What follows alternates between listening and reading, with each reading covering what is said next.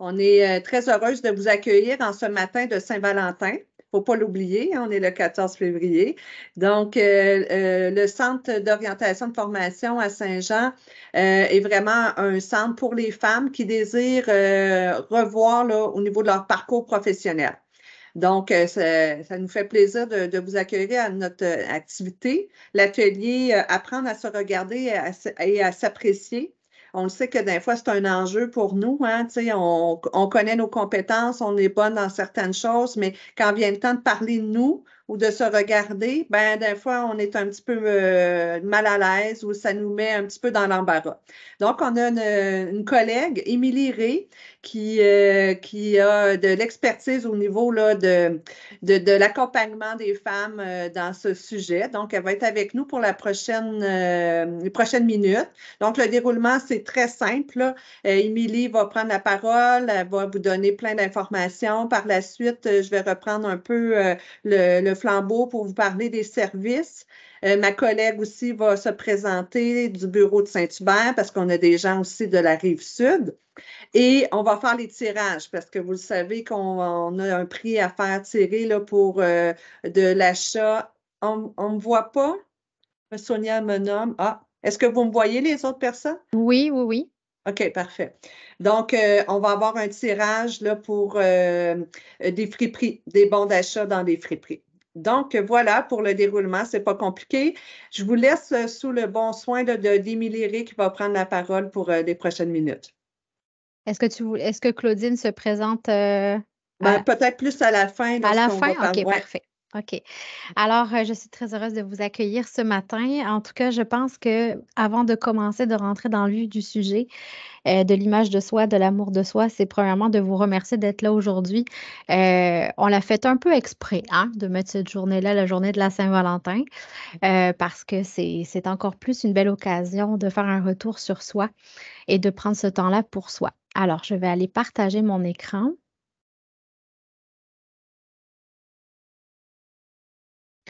Alors, pour me présenter un petit peu avant de lancer tout ça, je suis responsable des communications ici pour le coffre, en fait, pour le quartier de l'emploi, qui est vraiment un lieu où plusieurs organismes dont le coffre fait partie et je dirais pas dans une ancienne vie quand même, parce que elle n'est pas si loin que ça.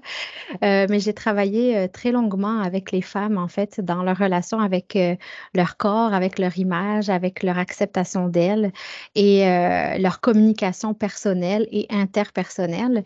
Et la mission de Coffre est vraiment une mission tellement grande et puissante que je me suis dit, ben, pourquoi pas offrir ce genre d'informations que j'offrais par le passé à vous.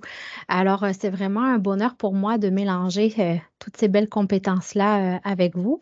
Là, je veux juste vérifier, c'est que quand je vous vois pas du tout. Donc, on va y aller comme ça. Puis nous, Parce qu'en Émilie, on voit vraiment ton fond d'écran là ouais, ouais, avec. OK, c'est parce que je vais parfait. mettre la présentation ici. C'est juste que j'aurais aimé avoir une petite, peut-être si je vous mets sur le deuxième écran. Je m'excuse des petits ajustements techniques, c'est parce que j'aimerais ça vous voir un minimum quand même. OK. Donc, si vous me voyez tourner la tête, c'est que j'essaie de vous capter, de capter votre attention ici, mais vous avez la présentation en avant. Alors, lorsqu'on a décidé de nommer cet atelier-là, cette conférence, apprendre à se regarder et à s'apprécier, j'aimerais vous demander, quand vous avez vu passer l'information, qu'est-ce que ça vous a fait de lire ce titre-là, apprendre à se regarder et à s'apprécier? Comment ça vous a interpellé? Puis là, je sais qu'on ne peut pas vous être muté, mais dans le chat, moi, je suis très connexion avec vous. Donc, je vais vous lire dans le chat. Si vous voulez me nommer peut-être un mot de ce que ça vous a fait quand vous avez lu ce titre-là de conférence. Prenez le temps d'y penser, une petite minute. Ou alors peut-être dans quelle mesure ça vous a interpellé.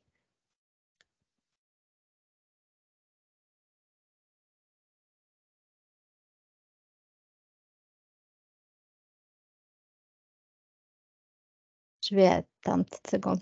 C'est normal qu'au début, on soit peut-être un peu gêné de partager des choses dans le chat, que ça tombe pile poil. Oh, j'aime ça. Super.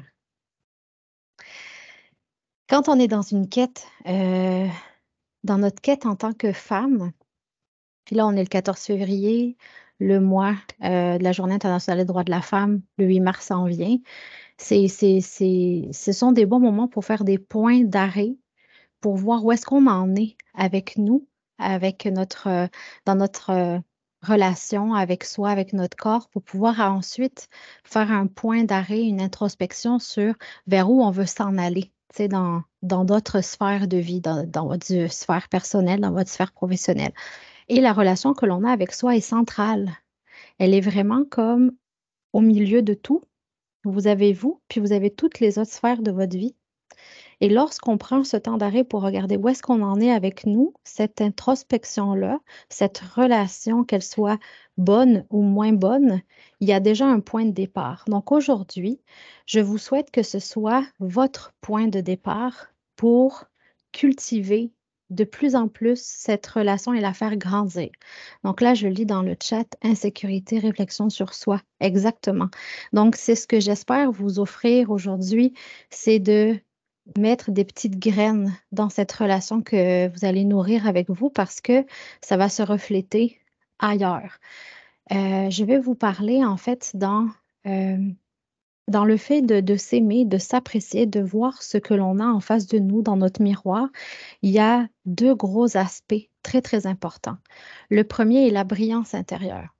Ça, c'est des noms que je dis pas que je les ai inventés, là, c'est mes outils à moi pour vous donner des références. Et pour moi, la brillance intérieure, c'est tout ce que l'on nourrit, que l'on ne voit pas, que l'on ne touche pas.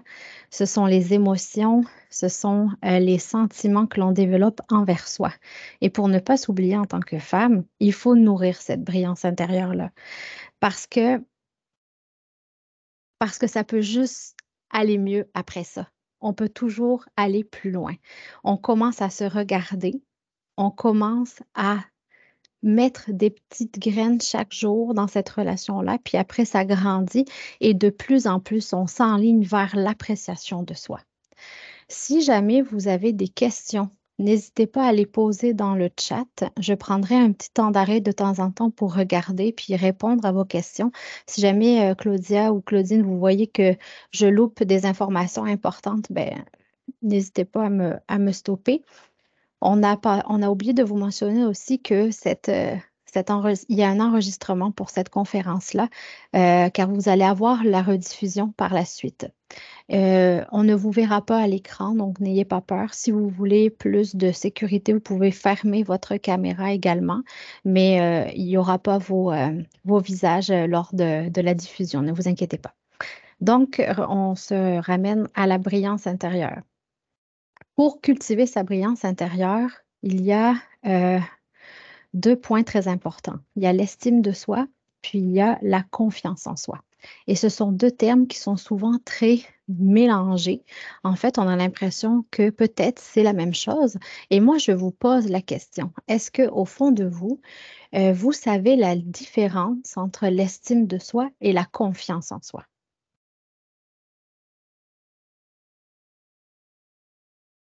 Vous pouvez écrire oui, non ou pas dans le chat. Euh, L'estime de soi, c'est la reconnaissance de sa propre valeur. Elle est liée à la façon dont tu te considères et que tu parles de toi-même. C'est l'amour que tu te portes et le respect que tu t'accordes. C'est vraiment, lorsqu'on va te poser la question, je, comment tu t'aimes à l'intérieur de toi? Tu sais, comment tu es capable de te valoriser? Quels sont les traits de toi, de ta personnalité? Comment tu es capable de prendre de la hauteur sur qui tu es et de nommer toute la valeur que tu peux avoir. C'est c'est pas tangible, hein, on s'entend, là. L'estime de soi, c'est vraiment quelque chose que l'on sent, puis souvent, c'est à l'intérieur, c'est dans le cœur, c'est à l'intérieur du ventre, puis on sent cette sensation qui grandit quand de plus en plus on reconnaît notre valeur. Donc là, on va aller approfondir un petit peu, puis je vais vous donner des pistes de solutions par rapport à nourrir ah, il y a Sonia qui vient de se reconnecter, à nourrir cette estime de soi. Avant de rentrer dans les petites clés, Je vous demanderai de prendre un temps d'arrêt puis de réfléchir sur une échelle de 1 à 10, quel est le nombre que tu te mettrais par rapport à ton estime personnelle aujourd'hui, à l'instant T, là. Combien vous vous mettrez par rapport à votre estime de vous?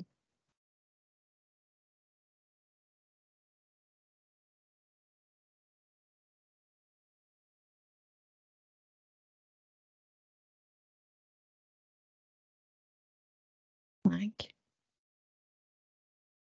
Il n'y a pas de chiffre. Ah, génial, Sonia, que tu nous vois, tant mieux. Il n'y a pas de problème. Ce qui est beau avec ces moments d'introspection-là, c'est qu'il n'y a rien de figé, hein.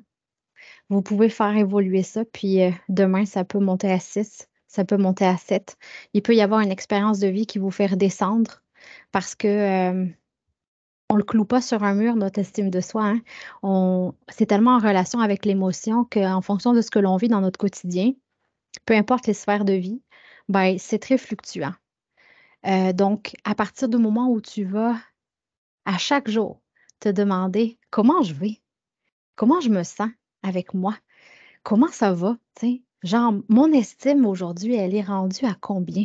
Est-ce que ça a changé par rapport à hier? Est-ce que c'est différent? Donc, posez-vous des questions.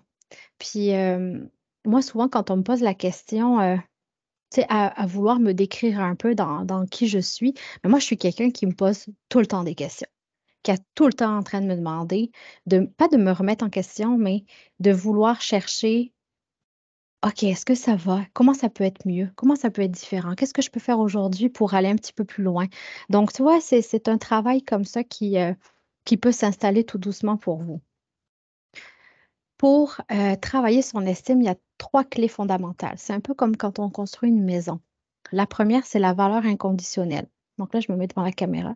La valeur inconditionnelle, c'est celle qui est inchangeable et qui ne, une fois qu'on l'a comprise, elle, peu importe ce qui va arriver dans la vie, elle ne bougera pas cette valeur-là. Ensuite, ce qui va à côté sur la même lignée, c'est l'amour inconditionnel. C'est celui que l'on se porte tout le temps et que peu importe ce que l'on va dire, faire ou vivre, on va cultiver cet amour-là. C'est le même que l'on cultive envers nos enfants. Et ensuite, pour faire grandir cette estime de soi, on rajoute un palier ici, c'est la croissance. C'est ce qui nous permet de se développer et de vivre de manière constructive. Donc, on a la valeur inconditionnelle, l'amour inconditionnel et on a la croissance. Et à partir du moment où on a ces 3 aspects-là, ces 3 clés-là ensemble, on est capable de travailler son estime de soi au quotidien parce que c'est un travail au quotidien. Est-ce que ça va pour vous? Oui. Maintenant, c'est bien beau de dire ces clés-là, mais qu'est-ce qu'on fait au quotidien pour que ça puisse continuer tout ça, puis qu'on puisse avancer, faire monter tout doucement notre petit chiffre? Bien, premièrement, c'est d'avoir une bonne conscience de soi. Puis ça, c'est pas se voiler la face, c'est se dire les vraies choses. Parce que souvent, on a peur de se dire les vraies choses, parce qu'on se met devant des réalités. Mais avoir une bonne conscience de soi, c'est un premier pas vers. Donc, une bonne conscience de soi, c'est quoi? C'est d'être capable de dire concrètement là, nos points forts, nos faiblesses, qu'est-ce qu'on pourrait faire pour se sentir mieux, qu'est-ce qu'on pourrait faire pour aller mieux et dans nos forces, qu'est-ce qu'on peut cultiver encore plus pour pouvoir avancer encore mieux vers notre idéal de vie. Donc, avoir une bonne conscience de soi, c'est faire un petit portrait. C'est un peu comme notre ménage de printemps qu'on fait à la maison, arrivé au beau jour. Ensuite, c'est la pensée positive. C'est un peu comme la phrase voir le verre à moitié vide ou le verre à moitié plein, c'est de se dire que dans chaque situation, malgré qu'elle soit peut-être un petit peu difficile, cette situation à ce moment-là, ben, il y a quelque chose de positif qui s'en vient, que l'apprentissage s'en vient, que la sagesse s'en vient après ça. Donc, la pensée positive, avoir conscience de ses forces.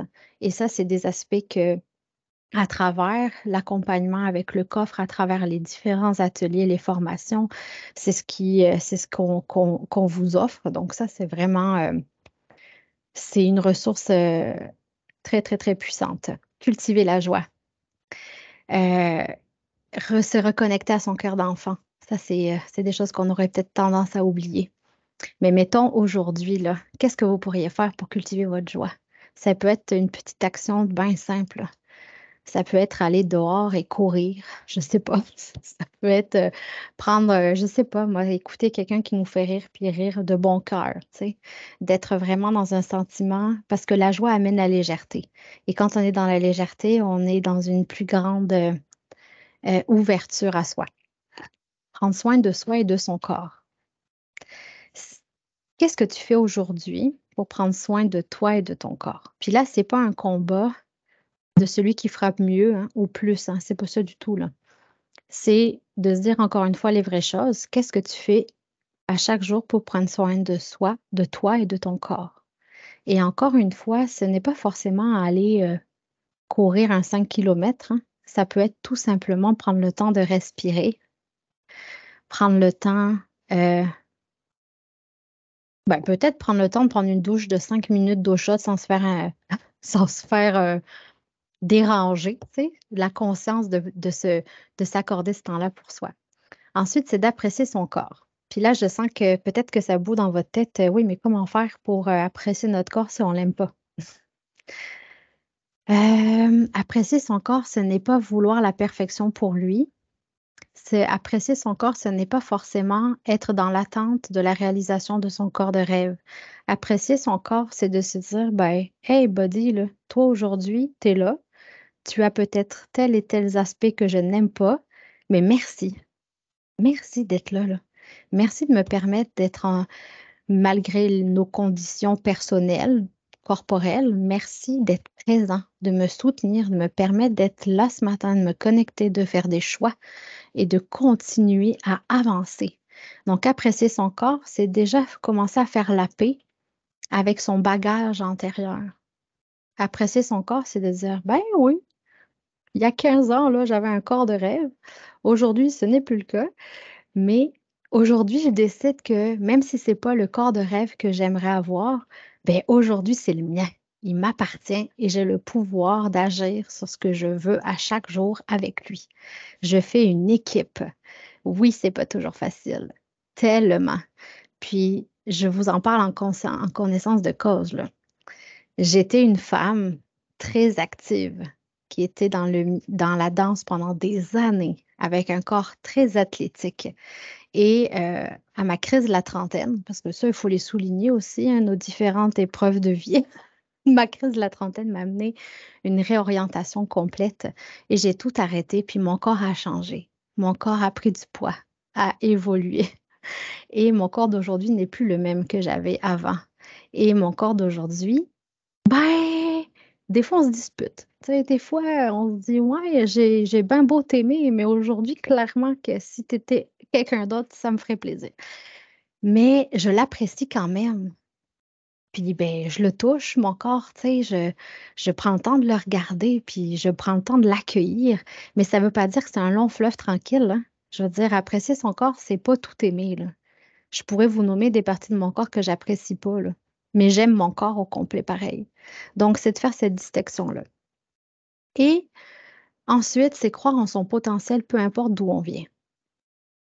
Peu importe d'où tu viens, tu as un pouvoir d'action à chaque jour pour pouvoir te réaliser.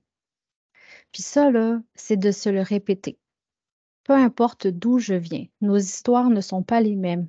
Nous n'avons pas vécu les mêmes choses, mais nous avons la même possibilité à chaque jour, par notre volonté, de faire différent pour aller plus loin. Et ça fait partie du travail de son estime de soi. C'est d'être capable d'allier tous ces points-là et de se dire, let's go, on y va. Parce que ça nous amène à croire en nous et à développer cette force-là. Est-ce que ça va pour vous?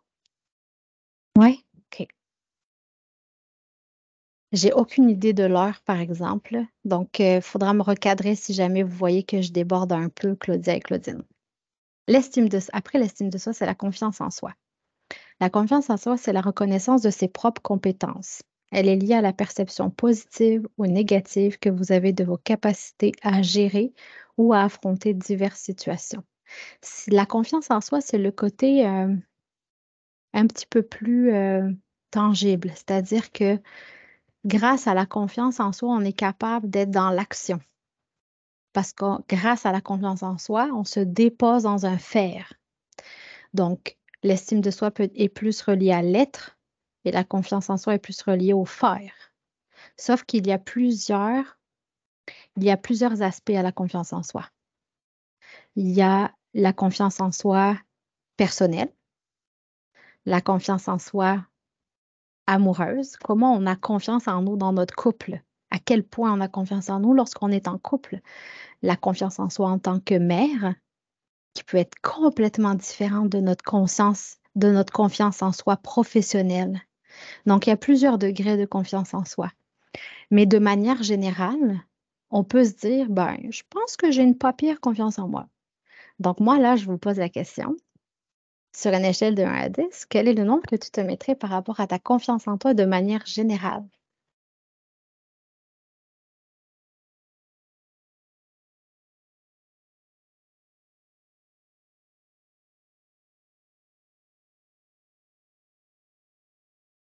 Merci pour vos partages. C'est vraiment important pour moi d'avoir cette connexion avec vous. Super. Est-ce que vous avez souvent cru que la confiance en vous était reliée à vos succès professionnels? Que lorsque vous êtes en succès, vous avez une bonne confiance en vous? Mais ça, c'est une croyance. Une croyance que la confiance en soi, elle est reliée à un babillard de succès, mettons. On cumule des bonnes actions, des grosses réalisations. Non plus. Ah, ben tant mieux. OK. Parce que oui, en effet, là où on peut voir l'excès de confiance, ben, l'excès pas péjoratif de confiance en soi, c'est souvent dans nos réalisations professionnelles, nos réalisations personnelles. Mais la confiance en soi, elle est vraiment toute, elle s'applique surtout dans la vie, tu sais. Avoir une bonne confiance en soi dans ses relations sociales, dans ses relations interpersonnelles, c'est tout aussi important qu'avoir une bonne confiance en soi pour se déposer dans un projet professionnel. Donc, vous voyez, là, il faut toujours un petit peu prendre le temps de s'arrêter. Et ce qui fait qu'on a moins, qu'on peut avoir un baromètre de confiance en soi qui descend, c'est ces 5 causes-là d'un manque de confiance en soi. Et à chaque fois que je vais vous en nommer un, essayez de penser dernièrement dans votre vie à nommer peut-être une situation par rapport à cette cause. Mettons la peur de la critique, qui est comme une des causes majeures hein, du manque de confiance en soi. C'est qu'à chaque fois qu'on décide d'avancer vers quelque chose de nouveau ou de différent, ben, on a peur de se faire critiquer. On a peur de se faire juger. Et ça, c'est tellement mobilisateur. La peur qui n'est pas tangible, hein, elle n'est pas réelle, cette peur-là, euh, elle nous, elle nous fige, elle nous bloque, elle nous paralyse. Et quand on n'arrive pas à passer au-dessus de ça, eh bien là, on diminue notre jauge d'amour de soi puis de confiance en soi parce qu'on donne beaucoup plus d'importance aux autres qu'à soi. Donc là, la relation entre son estime de soi et sa confiance en soi est primordiale. Si vous avez une bonne confiance, une bonne estime de vous, votre confiance peut éventuellement fluctuer, mais votre estime en vous, votre valeur que vous avez, va vous nourrir pour pouvoir remonter cette jauge de confiance en soi. Donc, est-ce que vous arrivez à penser éventuellement à une situation où la critique vous a peut-être un peu plus affecté? Ah, super, merci pour vos partages. Exact, c'est sûr que selon les périodes de vie, c'est certain. Dans les grosses transitions de vie, là, on se doit d'ouvrir cette conscience-là par rapport à nous, à notre relation qu'on a avec nous. Tu sais, je vous parlais de ma crise de la trentaine, là. Mais moi, à 40 ans, j'en ai eu une moins forte qu'à la trentaine, là. J'en ai eu une. Donc, nos transitions, nos périodes de vie se doivent d'être chouchoutées, là. On se doit de se demander où est-ce qu'on en est avec ça.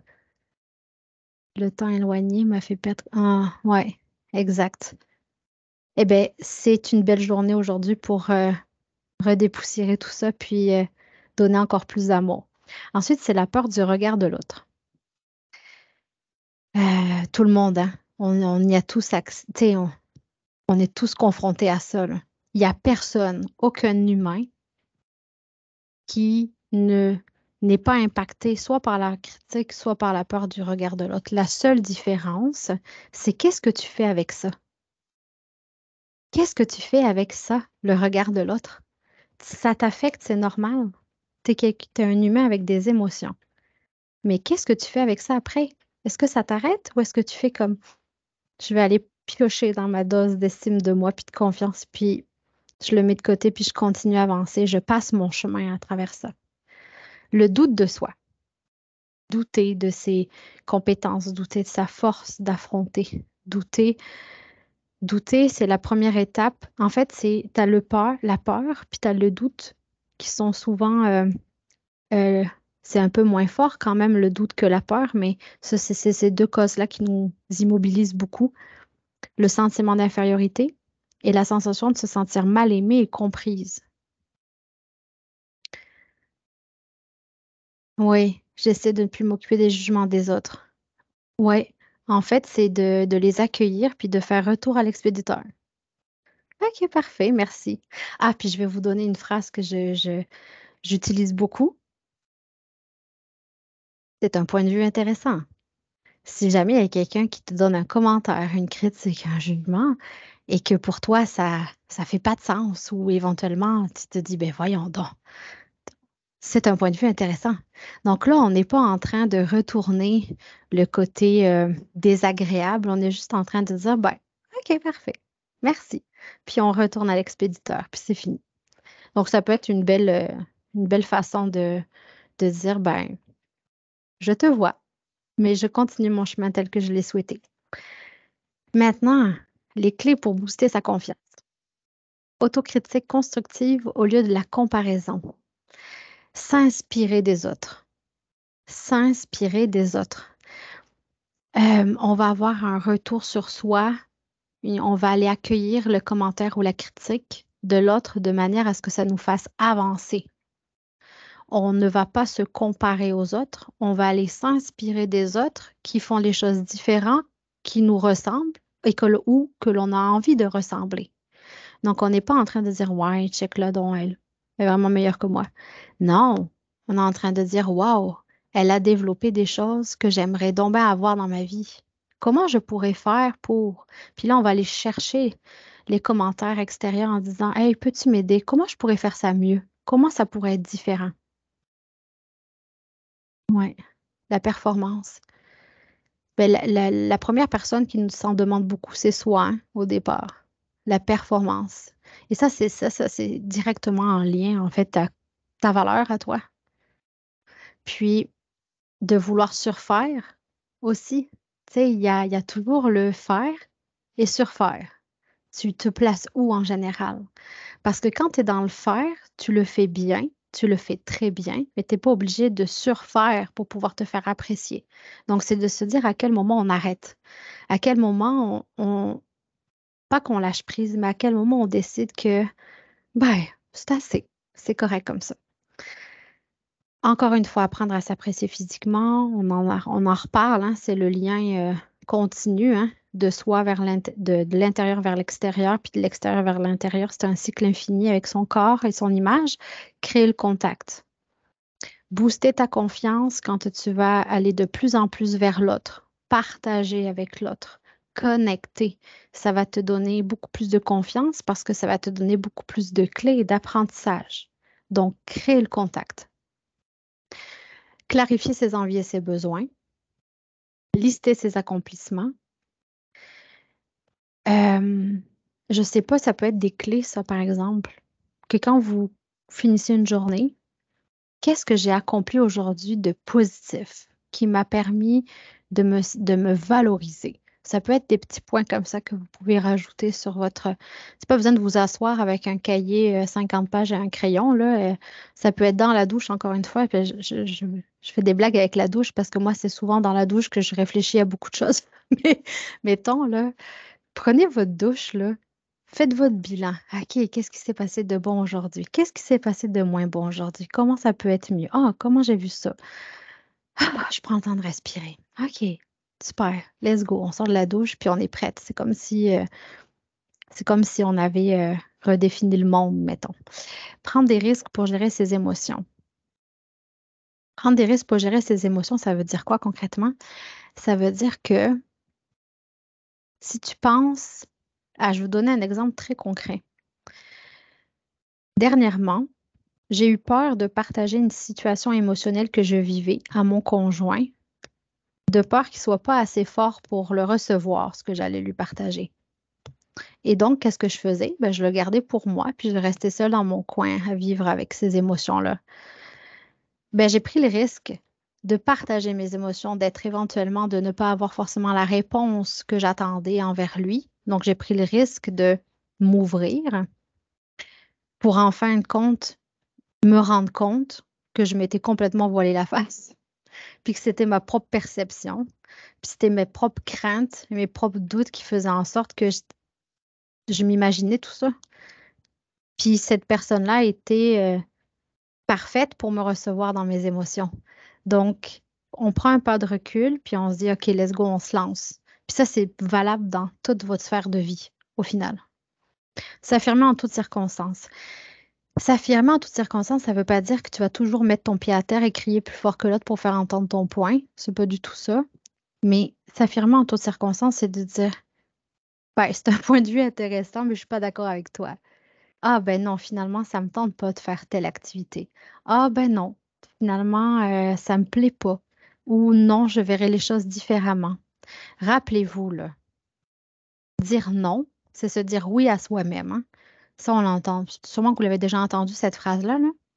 Dire non, c'est se dire oui à soi-même. Donc, dire non à diverses situations qui ne nous conviennent plus, c'est s'affirmer, c'est prendre position, c'est se respecter, c'est renforcer notre valeur que l'on a envers nous parce qu'on la reconnaît.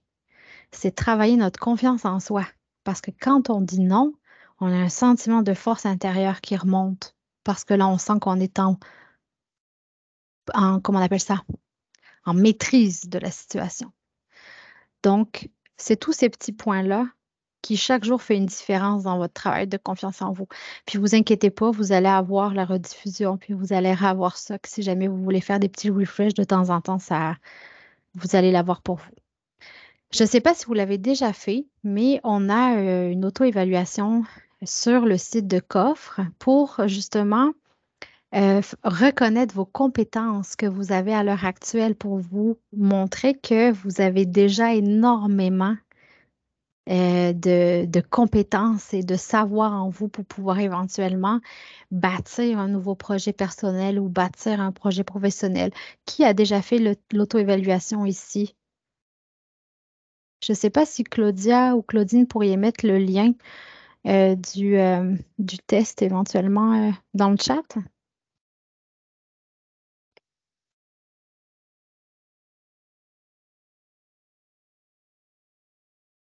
Super. Donc ça, c'est un autre outil, hein. C'est un autre outil bien puissant. Alors, maintenant que je vous ai parlé de brillance intérieure, d'estime de soi, de confiance en soi, ben là, on va aller sur le côté un peu plus visible, sur le rayonnement extérieur. Le rayonnement extérieur est le reflet de ta personnalité, la lumière de ta brillance intérieure. Donc, comme l'estime va avec la confiance, la brillance intérieure va avec le rayonnement extérieur. Parce que si le rayonnement extérieur est le reflet de ta personnalité, aujourd'hui, quand tu te vois dans le miroir, dans l'aspect physique de toi-même, est-ce que ça reflète qui tu es? Hmm. Eh bien, moi, je vais vous donner plein d'outils pour aller travailler ça directement. C'est certain que de travailler avec des professionnels, ça peut aller plus vite puis aider mieux. Mais déjà là, avec les outils que je vous donne, vous avez déjà un bon pouvoir d'action là-dessus. Donc, quand on parle de rayonnement extérieur, on parle de l'image de soi, on parle de ce que l'on représente. On ne parle pas juste du style, hein. Ça en fait partie, mais c'est pas juste ça. Et on parle de la fameuse première impression, hein, la première impression que vous avez eue de moi quand vous m'avez vu.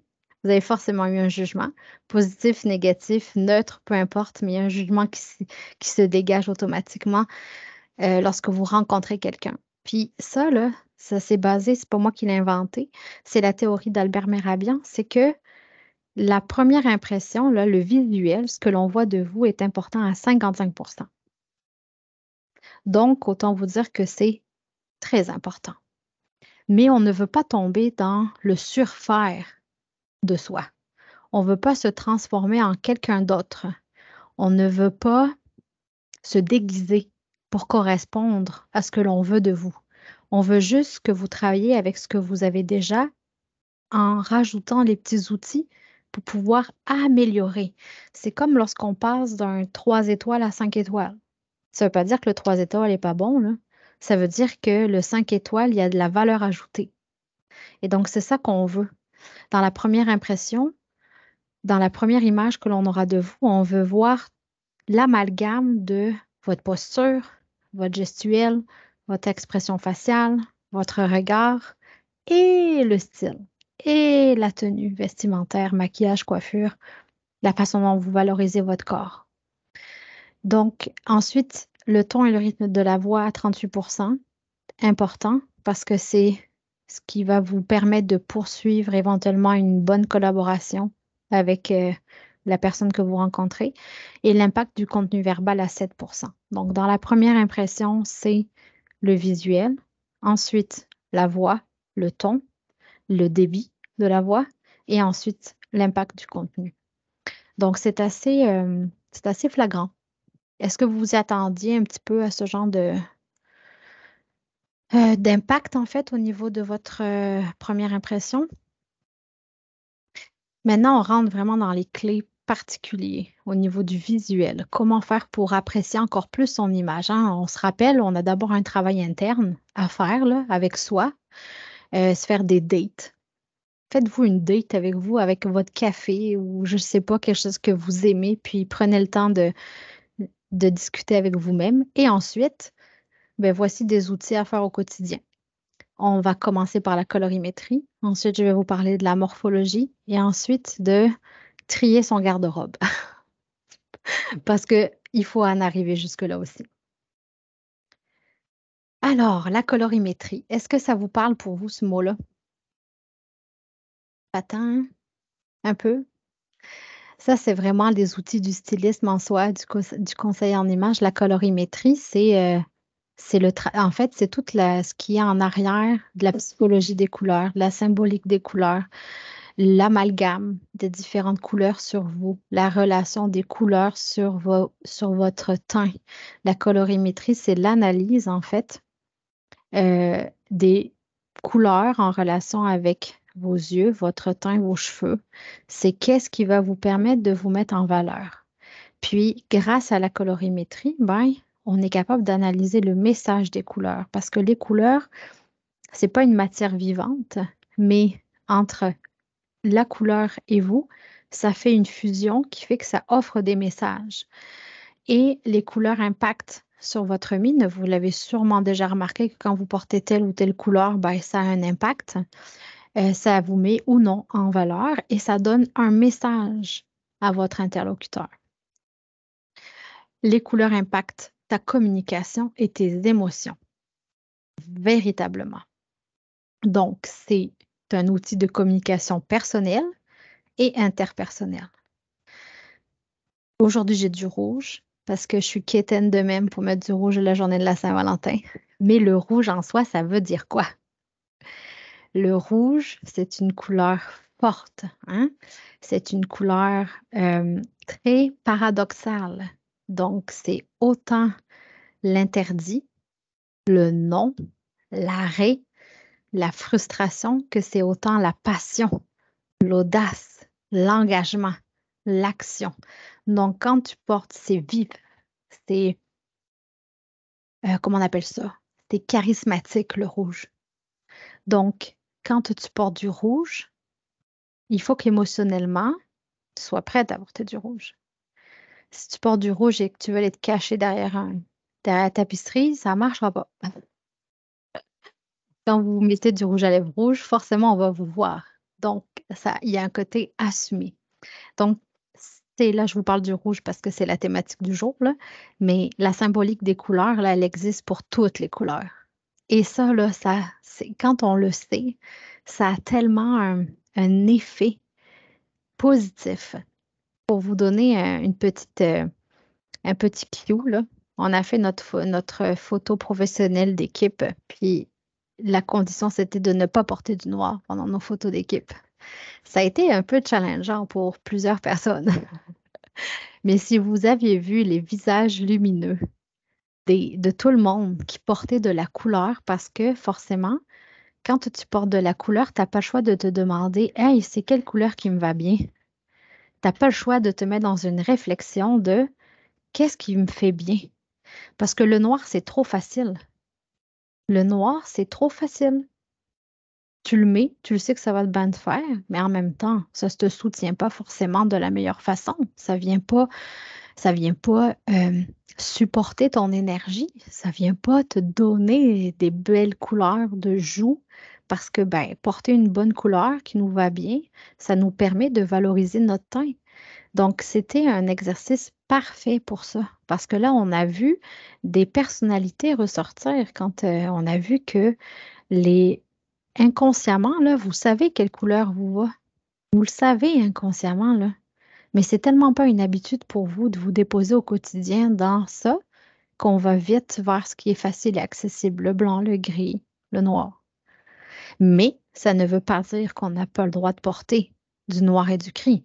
Ça ne veut pas dire que lorsqu'on porte du noir et du gris, on est fade et ordinaire. Puis je dis pas ça pour vous, Sonia, hein. Pas ça du tout. Parce que vous êtes en gris et noir.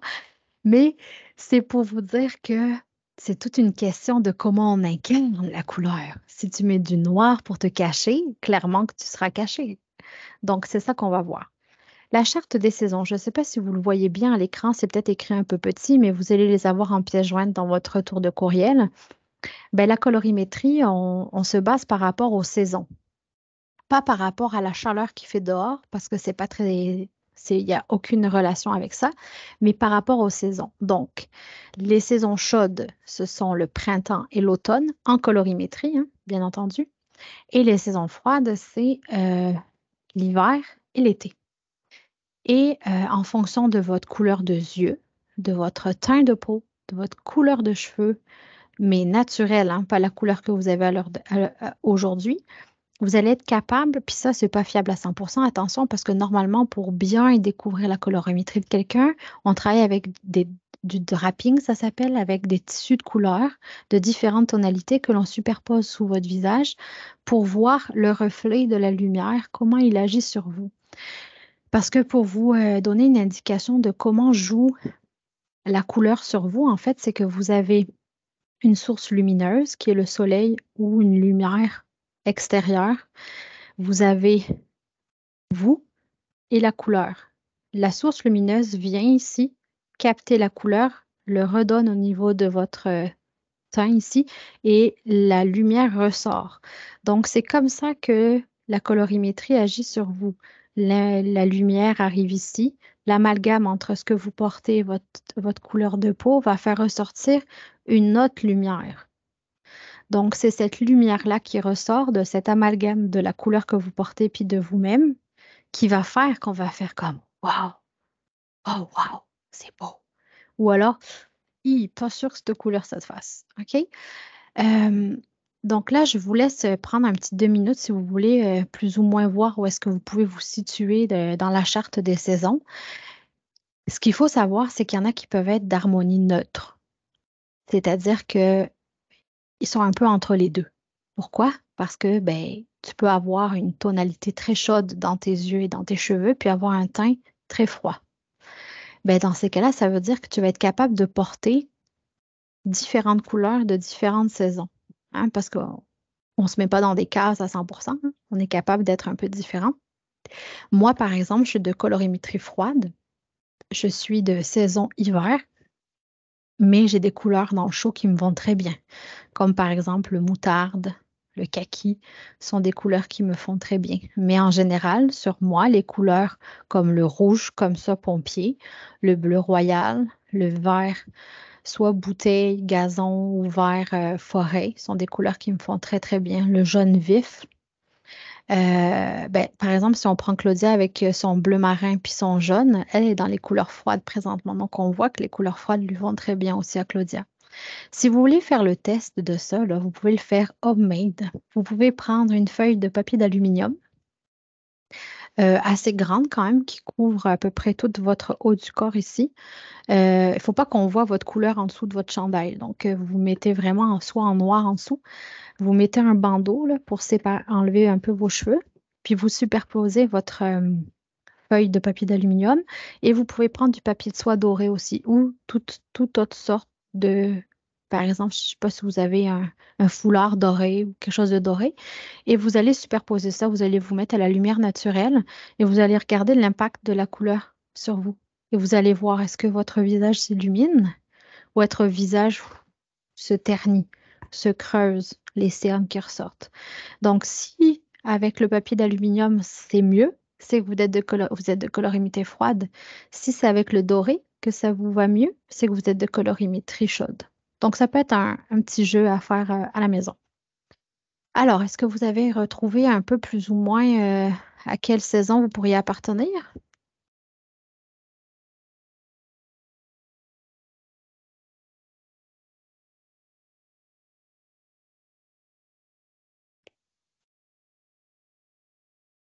Comme je vous l'ai dit, c'est pas une science infuse, hein. C'est pas, ça prend vraiment, en fait, une habitude de se regarder dans le miroir, d'essayer, de tester, OK? Puis peut-être que vous allez me dire, ouais, mais moi, je le sais, là, le jaune, ça me fait pas bien.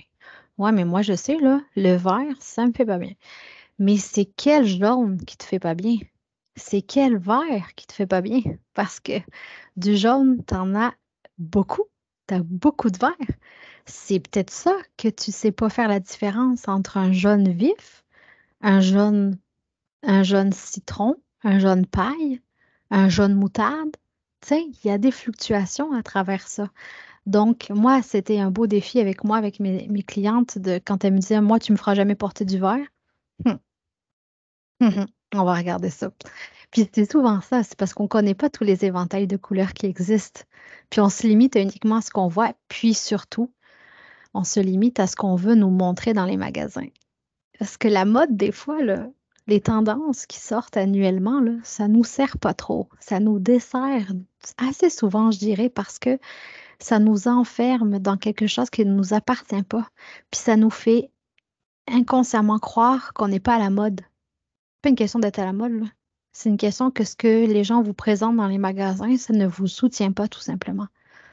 Et c'est une des raisons pourquoi j'ai travaillé énormément dans les friperies avec mes clientes. Pourquoi? Parce que dans les friperies, on retrouve de tout et on est capable d'aller vraiment saisir ce qui est bon pour notre corps dans les coupes et dans les couleurs. Donc, enlevez-vous de la tête que si vous allez magasiner puis que vous ne trouvez rien dans les magasins, c'est que votre corps n'est pas adéquat ou c'est que vous n'avez pas de style ou c'est que vous savez pas vous habiller. C'est pas ça, là. Ça veut pas dire ça. Ça veut juste dire que ce que l'on vous présente ne vous correspond pas. Donc ça, déjà, là, ça rehausse une estime de se faire dire ça, là. C'est pas moi le problème, c'est eux autres. Donc, voici, ça, c'est un résumé des couleurs, hein. On s'entend que j'ai pas pu mettre toutes les couleurs sur un carton, mais les saisons froides, vous avez l'été à gauche, l'hiver à droite. L'été sont des couleurs normalement plus claires, à moyen. Donc, tonalité claire à moyen et colorimétrie hiver, c'est des tonalités moyennes à foncées. Donc, en hiver, tu vas porter des couleurs très straight, très fortes, de bleu royal, tu sais, un vert émeraude, un fuchsia. C'est des couleurs très riches et soutenantes. Quand on est de colorimétrie été, on va y aller plus vers un rose pâle, un jaune clair, un petit vert amande. C'est plus doux. Pour les saisons chaudes, printemps, c'est des couleurs beaucoup plus pétillantes, plus haut presque, plus claires, plus lumineuses. Et automne sont des couleurs plus de terre. Donc, vert kaki, bleu Là, on dit bleu célestial, mais c'est un sarcelle. On a des tonalités de rouille, de jaune moutarde, de jaune orangé, de pêche, de saumon, couleur aubergine, etc. Donc ça, c'est les colorimétries automne. Quand on est de saison chaude, ça ne veut pas dire qu'on ne peut pas aller porter des couleurs du printemps. C'est juste que sûrement, la tonalité du printemps est trop lumineuse pour notre teint. Mais par contre, on peut aller piocher de temps en temps, surtout l'été. Hein? L'été, quand il fait chaud, là, porter une robe marron, là, mettons que ça se fait un peu moins bien. Donc souvent, quand il fait chaud dehors, on peut aller porter des couleurs plus éclatantes du printemps pour celles qui sont automne. Donc, encore une fois, c'est un peu un test. On essaie, on regarde, on voit. OK? Puis on se fait confiance aussi et on ose, oser porter la couleur. Est-ce que ça va, ça? Oui, super. Une fois qu'on a travaillé, une fois qu'on a pris un point d'arrêt sur notre colorimétrie, ben là, on vient sur notre corps tout nu, notre morphologie. Et je sais que ça, c'est l'étape pas facile. Se mettre tout nu devant le miroir et se regarder. Oh, peut-être pas obligé d'être tout nu, mais vous pouvez être en bobette, mettons, en sous-vêtements, en maillot de bain, peu importe.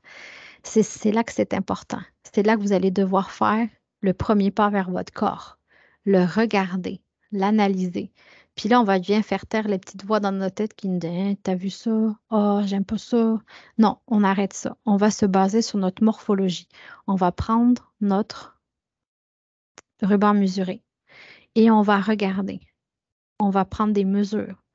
Puis on va on va aller se dire, OK, il faut que je sache de quelle morphologie je suis. Parce que ça va m'aider dans ma façon de m'habiller. Ça va m'aider pour que j'atteigne mon harmonie visuelle. Une harmonie visuelle, c'est valoriser sa silhouette pour avoir confiance en soi. C'est comprendre son corps pour se sentir bien dans sa peau. Et une belle harmonie visuelle, c'est signe d'élégance et d'équilibre. Quelqu'un, là, que vous croisez dans la rue puis que vous faites comme, oh, wow, vraiment une belle femme. C'est pas forcément parce qu'elle a des beaux yeux, une belle bouche, un beau nez, un beau chandail, des belles chaussures. C'est pas parce qu'elle a un ensemble de choses qui sont belles selon notre stéréotype à nous de la beauté. C'est ce qu'elle dégage. C'est l'alliance de tout ça qui fait qu'elle a une harmonie visuelle qui nous donne un wow. L'élégance, le charisme, c'est l'équilibre à travers tout ça. Et c'est surtout qu'elle est bien dans ce qu'elle porte. J'ai souvent entendu, très, très souvent entendu, ouais, mais toi, tout te fait bien. Non, pas du tout. Non, non, non. Tout ne me fait pas bien. C'est juste que je sais exactement ce que je dois porter pour mon corps pour que je puisse atteindre mon harmonie visuelle. Il y a plein de choses que je ne peux pas porter. Mais est-ce que je focalise sur les plein de choses que je ne peux pas porter ou sur ce que je suis capable de porter qui me met en valeur? Et même si c'est juste quelques morceaux, mais au moins dans ces morceaux-là, je me sens bien. On doit se sentir Wonder Woman dans nos vêtements. OK? Avoir mal au ventre parce que notre jean nous sert trop, parce on n'ose pas se dire les vraies affaires, qu'au lieu d'un 14, on met un 12. C'est non, ça. Donc, il faut être franche avec nous-mêmes. Voici les différentes morphologies ici. Vous prenez votre ruban mesuré et vous avez 3 mesures à aller chercher. Le tour d'épaule ici. Donc, c'est vraiment avec vos os les plus ici, des épaules qui sortent le plus. Vous avez votre tour de taille qui est quand vous pliez sur les côtés, là, c'est vraiment ici. Vous avez votre tour de hanche qui est à la hauteur des mi-fesses ici. Donc, vous prenez ces 3 mesures-là. Votre tour de poitrine est nécessaire quand vous commandez en ligne, mais pas pour connaître votre morphologie. Quand vous commandez en ligne, d'avoir votre tour de poitrine ici à la hauteur des mamelons, ici, c'est important, mais pour votre morphologie en soi, vous n'en avez pas besoin. Donc, une fois que vous avez ces 3 ces 3 mesures-là, vous allez être capable de regarder à travers ces morphologies. Le X et le 8 sont des morphologies similaires. C'est juste que le X vous êtes plus mince. Le 8, vous êtes un petit peu plus charnu, un petit peu plus rondelette. Moi, je suis un 8. J'ai la taille de mes épaules et de mes hanches qui sont sensiblement les mêmes. Là, on ne demande pas la perfection exacte, là. Je veux dire un 43, 25, 43, c'est pas ça qu'on veut. On a toujours un petit buffer de, tu sais, mettons, moi, je parle en centimètres, là, pas en pouces, mais mettons, vous avez un petit 5, tu sais, un petit 5 cm d'écart, c'est correct, là. On n'est pas obligé de tomber exactement. Quand vous commencez à avoir plus de 10 cm d'écart, 8 à 10 cm d'écart entre vos mesures, c'est que là, vous switchez de silhouette. Donc, le X et le 8, épaule. Oups, épaule et taille. Je m'excuse, j'ai mon téléphone qui a sonné. Épaule et taille, même dimension, même mesure. Est-ce que vous entendez mon téléphone sonner? Ouais. Attends, je ne sais pas comment l'arrêter. J'ai arrêté le son. Et la taille. Donc, c'est qu'on a une taille. OK? X et 8, vous avez une taille définie. Donc, ces silhouettes-là, il faut qu'on la voit, votre taille. Il ne faut pas qu'elle soit envahie sous vos vêtements, là. On veut voir votre taille. Le rectangle ou le H, parce que dépendant comment ou dépendant les certaines philosophies, là, on va parler de rectangle ou de H. Avec le O, ce sont les mêmes, le même type de silhouette, c'est que vous êtes sensiblement les mêmes dimensions partout. OK? Donc, H, épaule, taille, hanche, sensiblement les mêmes. Et O, pareil. C'est juste que O, souvent, ben, on a de l'embonpoint. On a une silhouette qui est beaucoup plus ronde. Moi, je les appelle les silhouettes remplies d'amour. Hein? C'est ça. Le A, épaule, plus mince que les hanches. C'est pour ça, ou l'effet poire, un peu comme on peut l'appeler. Dans ces cas-là, là, quand vous avez un haut du corps plus petit que votre bas du corps, il faut que vous mettiez l'emphase sur votre haut du corps. OK? On ne veut pas cacher le bas du corps. Souvent, quand on a peut-être un peu de culotte de cheval ou des hanches un peu plus larges, on a tendance à se masquer au complet. Eh bien non, il faut vraiment mettre en valeur votre haut du corps. Donc là, on y va avec de la couleur, des motifs, des hauts avec des froufrous, des hauts asymétriques, euh, du volume. Et dans le bas, on va rester plus straight. OK? Donc, pas forcément si vous avez des hanches ou de la culotte de cheval, on ne va pas mettre l'accent trop sur les hanches. Donc, on va y aller avec des pantalons qui tombent plus droits, moins amples, moins cargo, par exemple, moins pattes d'éléphant, parce qu'on va avoir l'effet qui va être mis sur là où on ne veut pas. Donc, l'idée, à travers vos morphologies, c'est de mettre l'emphase sur ce que vous voulez qu'on voit. Si vous mettez un gros collier, là, clairement qu'on va voir votre collier. Donc, si vous ne voulez pas qu'on voit votre cou, ne mettez pas un gros collier. Vous voyez? Donc, c'est de choisir quel est notre point de focus dans notre silhouette. Moi, aujourd'hui, dans ma façon dont je suis habillée, mon point d'impact, c'est ma veste, mon veston. Il est long, il est rouge, il se voit. Si je n'avais pas envie qu'on remarque mon veston, ben, clairement, j'aurais mis autre chose. Donc, quel est le point d'impact que vous voulez mettre de l'avant dans votre façon de vous habiller? Pareil avec vos cheveux, pareil avec vos lunettes. Si vous n'aimez pas votre nez, par exemple, ne mettez pas des grosses lunettes parce qu'on va voir vos lunettes puis on va voir votre nez. Vous voyez, c'est des points de focus comme ça qu'on doit aller chercher. Le V, c'est souvent les silhouettes athlétiques. Donc, les hanches plus petites que le haut du corps, que les épaules. Et donc là, c'est comme le A. C'est juste qu'on met l'emphase sur le bas du corps. Donc, si vous avez des épaules un peu plus proéminentes, ne mettez pas tout ce qui est gros froufrou ou euh, col roulé, par exemple, parce que là, on enferme les épaules. Donc, on va mettre l'emphase dessus. Donc, on met l'accent sur le bas du corps. Donc là, en bas du corps, on peut y aller avec des pantalons larges, avec des poches, des matières côtelées comme le velours, etc. parce que on veut trouver cet équilibre-là. Est-ce que ça va jusque-là pour vous? Oui. Colorimétrie, c'est fait. Morphologie, c'est fait.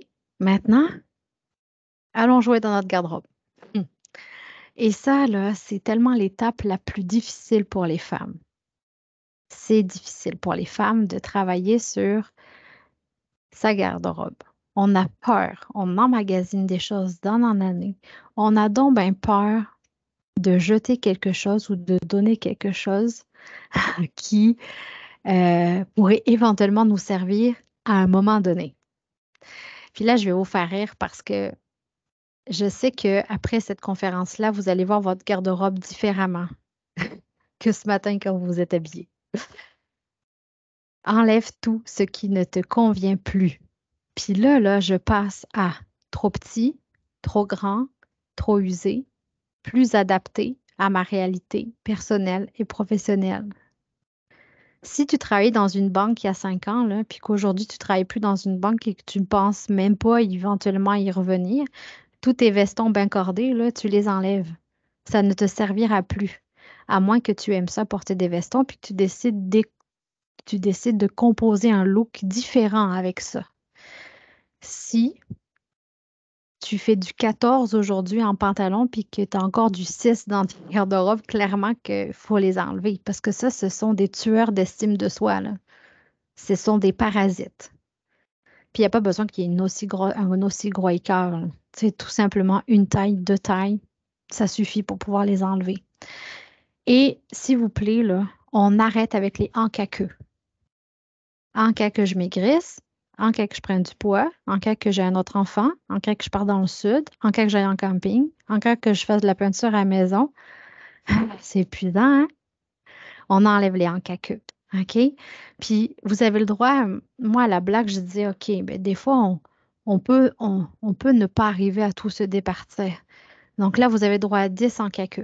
Vous prenez une boîte et dans cette boîte-là, ben, vous mettez 10 en cas que. OK? Peu importe lesquels en cas que, mais vous les gardez. Même moi, j'ai des en cas que. J'ai un pantalon fétiche que si jamais je perds du poids, que je vais rentrer dedans, clairement que tout Saint-Jean va m'entendre. Mais, tu sais, lui, il n'est pas dans ma garde-robe, là. Il est perché en haut de mon étagère que je ne peux pas aller chercher, tu comprends? Mais je sais qu'il est là.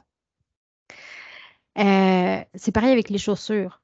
Tu sais, mon mari, peut-être que votre conjoint ou peu importe qui va vous dire, ouais, mais ça, tu les as pas mis dernièrement. Pourquoi tu les gardes? Ouais, mais c'est parce que cette paire-là, cette paire-là, le jour où je vais la remettre, là, tout Saint-Jean va me voir avec, tu comprends? Mais ça, c'est utile qu'à un moment donné, on en garde des produits comme ça, là. Tu sais, la paire d'escarpins, là, qu'on met pas, mais qui est utile parce que le jour où tu vas être invité à un cocktail ou à un mariage, tu vas pouvoir la porter, hein. Ça, tu dois le garder. Parce qu'il y a des choses de base que tu dois garder. Il y a des basics, comme on appelle, et même si tu les mets pas au quotidien, tu dois les garder. La petite robe noire, là, tu dois la garder. Ton code de jean, tu dois le garder. Tu comprends? Donc, une fois que tu as enlevé tout ce qui ne te convient plus, puis je tiens à rajouter quelque chose, tu peux enlever les choses même qui te vont encore. OK? Parce que souvent, on se dit, ouais, mais ça me fait ça encore, pourquoi je ne le garderai pas? Oui, mais si ça ne te fait pas vibrer, pourquoi tu le garderais? Il faut que quand tu prennes ton morceau de vêtement, tu fais comme, OK, est-ce que je l'aime? OK, je l'aime. Est-ce que je l'aime vraiment, là? Ouf, pas tant. Est-ce que je l'ai porté dans la dernière année? Non. Est-ce que je l'ai porté il y a 2 ans? Non. OK. Est-ce que je pense que je vais le reporter? Non. Parfait, j'enlève. Il faut se couper émotionnellement. Puis, il y a aussi encore le fait de dire, ouais, mais il est neuf. Ouais, mais il est neuf. Puis, et alors, vendez-le, donnez-le, mais si ça ne vous convient pas, puis que vous avez acheté ça sur un coup de tête ou si c'est parce que c'est votre sœur qui vous l'a donné puis que vous n'aimez pas ça, vous n'êtes pas obligé de le garder, là. OK? Donc, on garde uniquement ce qui nous fait vibrer. On fait une liste de ce dont on a besoin, réellement, là. Puis là, pas on fait pas une liste en pensant, ouais, mais j'ai pas assez d'argent pour m'acheter tout ça. Non, on fait une liste de concrètement qu'est-ce qu'on a besoin. Puis en fait, après, on fait un petit budget, puis on regarde, OK, bon, ben là, je pourrais m'acheter ça. C'est du long terme. Parce que vous voulez une garde-robe long terme. Vous voulez pas faire de la fast fashion, hein. Vous voulez pas acheter ponctuellement, ça va vous durer une saison, puis c'est fini. Puis même en ayant travaillé dans le stylisme pendant très longtemps, j'étais pas ce genre de femme-là qui achetait pour le côté, ah ben c'est à la mode. Non, on achète pour investir sur soi, sur notre personnalité. Et notre personnalité, elle n'a pas des effets de tendance, là. On n'a pas une personnalité à la mode. Ah ben, on s'habille comme ça parce que c'est à la mode. Donc, on se concentre sur qui on est et de trouver les bons morceaux qui viennent soutenir notre personnalité. Ça, c'est vraiment très important. Et grâce aux beaux 40 $ que vous allez éventuellement gagner à la friperie, vous allez pouvoir aller acheter en conscience. C'est ça, on achète en conscience. Il y a une petite règle de 3 que je vais vous laisser avant de terminer tout ça. La règle de 3, c'est si j'achète ce morceau, est-ce que je suis capable de le porter de 3 façons différentes? OK? Si j'achète ce haut-là, mais que j'ai rien pour le porter, j'ai 2 choix. Soit je le laisse au magasin, soit je m'achète 2 autres choses pour pouvoir le combiner 3 fois. OK? C'est ça le plus important. Alors, c'est pas mal ça que je voulais vous partager ce matin. Donc, j'espère que ça a semé des petites graines dans votre relation avec votre image de vous-même et que petit à petit, vous allez apprendre à vous regarder un peu plus par jour. Mettez-vous devant le miroir. Ah, puis ça, c'est souvent ce que j'ai imposé, mais je ne vais pas vous l'imposer, je vais vous le suggérer. Si jamais vous n'avez pas de miroir plein pied chez vous, ben, allez vous en acheter un. Vous devez vous voir entièrement. Vous devez vous regarder de la tête aux pieds. Vous n'êtes pas juste un portrait, là. Vous n'êtes pas juste un visage. OK? Votre personnalité, elle rayonne de vos pieds jusqu'à votre tête. Donc, achetez-vous un miroir plein pied si vous n'en avez pas. Donc, ce que je vais faire, c'est que je vais arrêter ça. Je vais départager, puis je vais ouvrir la période de questions. Je vais tout vous démuter. Ce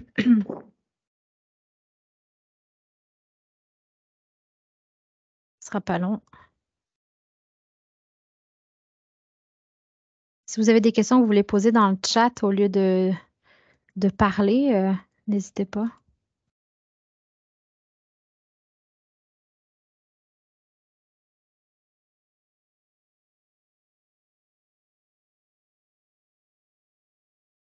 OK, je pense que là, j'ai passé tout le monde. Oui. OK. Voilà, donc celles qui veulent éventuellement prendre la parole, allez-y.